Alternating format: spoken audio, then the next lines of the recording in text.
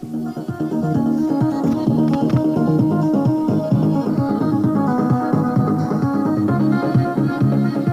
7 जनवरी दिन गुरुवार। इस समय हमारे कार्यक्रम को सुन रहे सभी श्रोताओं को वीके की ओर से सादर नमस्कार। अमिताभ बच्चन की आवाज वाली कॉलर ट्यून को हटाने की गई मांग। दिल्ली के हाई कोर्ट में याचिका दर्ज। बताएंगे देश भर में कोरोना की क्या कुछ है स्थिति, लेकिन पहले मुख्य समाचार। किसान आंदोलन में अब महिलाएं भी शामिल। ट्रैक्टर से निकाला गया मार्च। कल यानी 8 जनवरी को देश में सभी जिलों में होगी कोविड वैक्सीनेशन का ड्राई रन। आखिर डोनाल्ड ट्रंप ने कबूल की हार। जो बाइडेन की जीत पर यूएस कांग्रेस ने लगाई मोहर। बैंक में से रुपए निकालने के लिए वहां पहुंची लाश, मचा हड़कंप।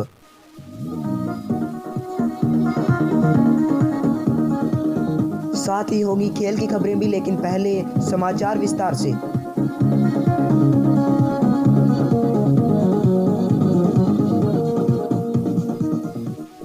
जैसा कि आप जानते हैं, कोरोना का कहर देश में ही नहीं बल्कि पूरी दुनिया में भी जारी है।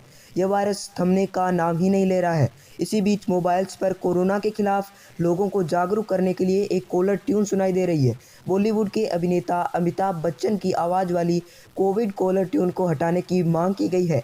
इसके लिए दिल्ली हाई कोर्ट में याचिका भी दर्ज करवाई गई। पहले मोबाइल्स पर किसी फीमेल की आवाज़ द्वारा लोगों को कोरोना के खिलाफ जागरूक किया जाता था, लेकिन बाद में अभिनेता अमिताभ बच्चन की आवाज़ में इसे बदल दिया गया। लेकिन अब इसे हटाने की मांग की जा रही है।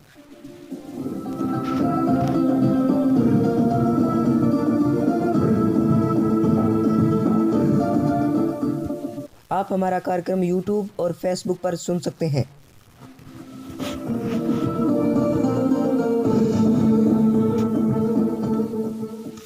देश में कोरोना की क्या कुछ स्थिति, क्या है हाल, कितने मामले, कितनी मौत, कितने ठीक हुए, इस सब की जानकारी देंगी हमारी सहयोगी कंचन। भारत में अब तक 1 करोड़ से ज्यादा लोग कोरोना संक्रमण मात देकर ठीक हो चुके हैं। कोरोना संक्रमितों की संख्या में भी पहले से गिरावट दर्ज की जा रही है। बीते दिन भी भारत में America, Brazil, Britain, Germany, France, रूस, साउथ अफ्रीका से कम केस आए हैं। पिछले 24 घंटों में 20,346 नए संक्रमित मरीज आए हैं। 222 लोग कोरोना से जिंदगी की जंग हार गए। अच्छी बात यह है कि बीते दिन 19,587 मरीज कोरोना से ठीक भी हुए। स्वास्थ्य मंत्रालय के ताजा आंकड़ों के अनुसार भारत में कोरोना के कुल मामले बढ़कर 1,03,95,000 हो गए हैं। इनमें से अब तक 1,50,336 लोगों को अपनी जान गंवानी पड़ी है। कुल एक्टिव केस घटकर 2,28,000 पर आ गए हैं। अब तक कुल 1,16,000 लोग कोरोना से ठीक भी हो चुके हैं। करीब 18 करोड़ कोरोना टेस्ट।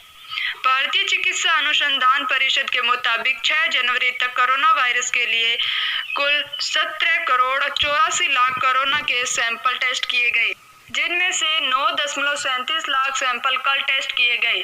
देश में पॉजिटिविटी रेट 7% है। 33 राज्यों और केंद्र शासित प्रदेशों में कोरोना वायरस के 20,000 से कम सक्रिय मामले हैं। कोरोना वायरस के कुल सक्रिय मामलों में 40% मामले केरल और महाराष्ट्र से हैं। मृत्यु दर और रिकवरी रेट। महाराष्ट्र, कर्नाटक, आंध्र प्रदेश, तमिलनाडु और केरल से सबसे ज्यादा रिकवरी हुई है। कुल रिकवरी के 52% मामले इन्हीं 5 राज्यों में हैं। सभी राज्यों और केंद्र शासित प्रदेशों में कोरोना वायरस का रिकवरी रेट 90% से ज्यादा है। राहत की बात है कि मृत्यु दर और एक्टिव केस रेट में लगातार गिरावट दर्ज की जा रही है। देश में कोरोना से मृत्यु दर 1.45% है, जबकि रिकवरी रेट 96% से ज्यादा है। एक्टिव केस 2.19% है। सबसे ज्यादा एक्टिव केस महाराष्ट्र में है। एक्टिव केस के मामले में दुनिया में भारत का 11वां स्थान है। कोरोना संक्रमितों की संख्या के हिसाब से भारत दुनिया का दूसरा सबसे प्रभावित देश है। रिपोर्ट सुना रही थी हमारी सहयोगी कंचन। अगली खबर की ओर रुख करते हैं।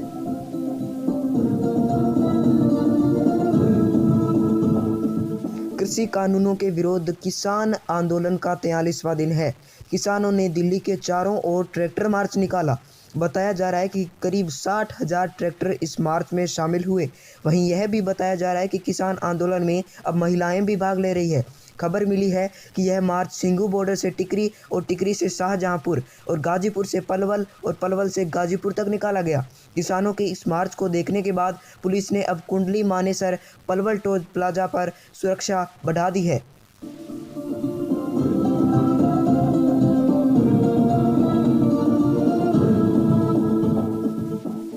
कोरोना वैक्सीनेशन का काम देश में ही नहीं बल्कि पूरी दुनिया में भी जोरों शोरों से चल रहा है।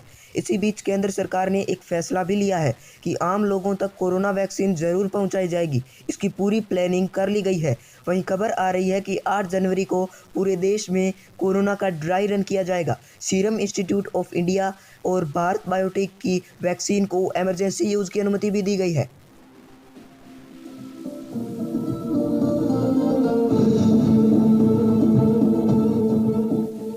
आगे बढ़ने से पहले हम आपको बता दें कि आप हमारा कार्यक्रम सोमवार से शुक्रवार तक सुन सकते हैं, यानी हफ्ते के 5 दिन।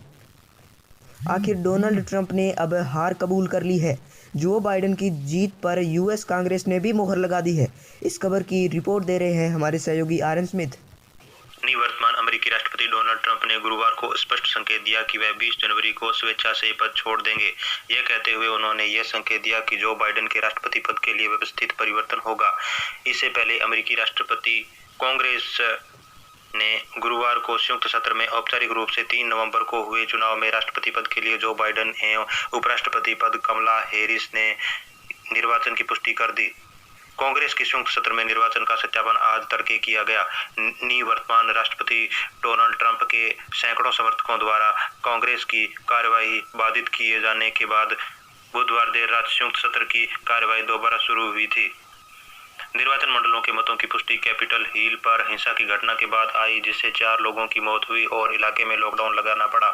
इस हिस्सा में सुरक्षा कर्मियों के लिए अपनी जान बचाकर भागने की नौबत आ गई और इमारत के भीतर गोलीबारी की घटना हुई।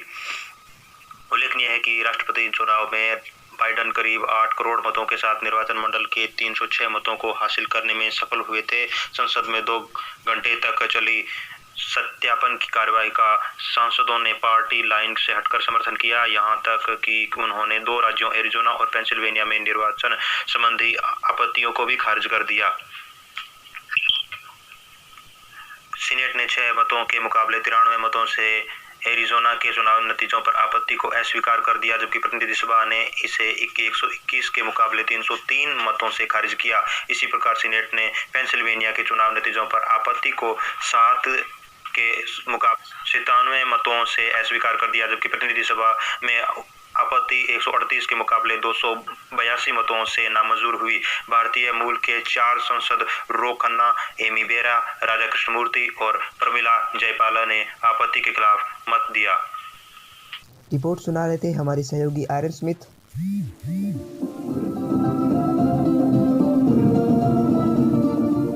बिहार की राजधानी पटना से एक मामला सामने आया है।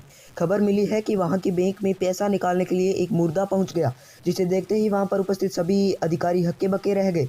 कोई भी इस कदर इस खबर को सुनेगा तो डरावनी लगेगी, लेकिन यह एक आश्चर्य की बात है। बताया जा रहा है कि यह घटना बिहार की राजधानी पटना के शाहजहांपुर थाना क्षेत्र इलाके की है।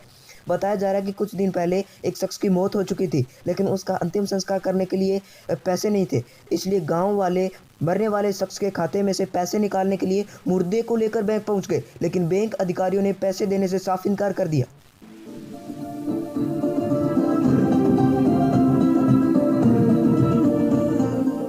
और अब खेल की खबरें।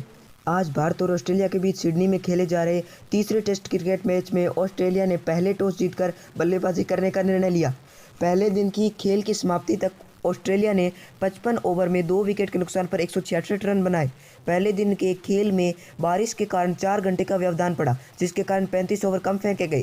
खेल खत्म होने के समय मार्शल लाबुशेन 67 रन बनाकर और स्टीव स्मिथ 31 रन बनाकर नाबाद थे।